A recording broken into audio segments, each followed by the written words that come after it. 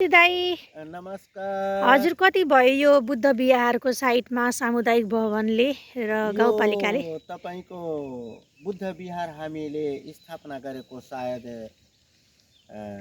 58-59 सालमा हो। त्यति हेक्टर त छैन।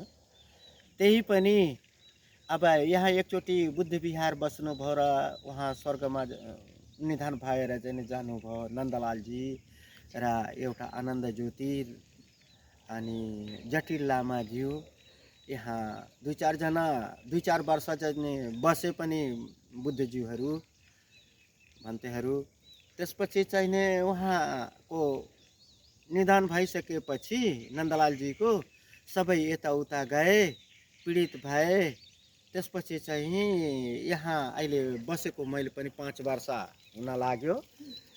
अब एक्लै भएको नाताले साँझ बिहान केही दिनसम्म एकजना धनबहादुर धवलजी यहाँ बस्नुहुन्थ्यो, धोबी हुनुहुन्छ। अनि उहाँ यही माघमा अलि बिमार भएपछि चाहिँ छोड्नुभयो। त्यसपछि मलाई त अब गुरु नभएर अब के आउँछ, बुद्ध भगवानको चाहिँ नि त्यो दीप जलाइदिने र अगरबत्ती सल्काइदिने दुवै टाइम मनाइ गरिराखेको छु। यदि कुनै कहीँबाट चाहिँ नि यदि आउनुहुन्छ भने उहाँको सेवामा बसेर म पनि केही दिने इच्छुक थिएँ गर्ने र बुद्धजीको विषयमा केही जानकारी होस् भनेर मैले पनि इच्छा आकांक्षा राखेको हो।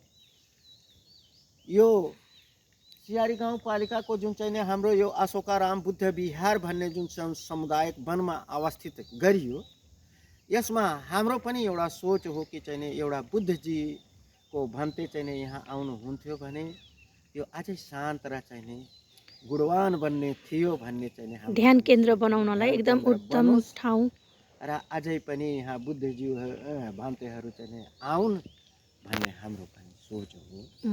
हजुरको जन्मथलो यही नै? मेरो जन्मथलो चाहिँ अहिले म तपाईँको 65 वर्ष जति भए।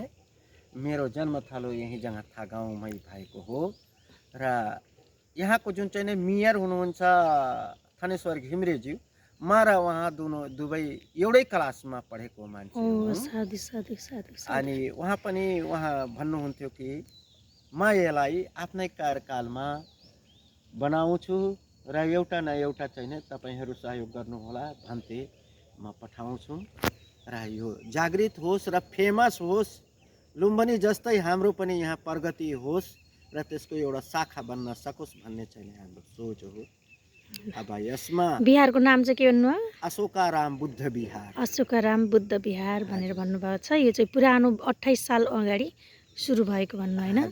त्यही 22 सालमा बर्मादेखि यहाँ टन्नै आउनुभएको थियो नि, त्यसपछिबाट यहाँ चाहिँ सुरु हुन थालेको थियो।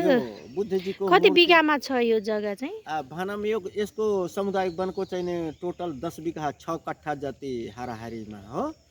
तर अहिलेलाई जुन चाहिँ यो गोल पार्क बनेछ र यहाँसम्म चाहिँ जुन हामी बनाएका छौँ यो भवनहरू, हजुर, भनौँ अब हाम्रो प्रगतिशील वन समुदायमा हर्नैया वार्ड नम्बर 3 को चाहिँ यो जङ्गथामा जुन अवस्थित भयो बुद्ध विहार, त्यो तपाईँको यही 57-58 सालदेखि नै चाहिँ यो भएको हो।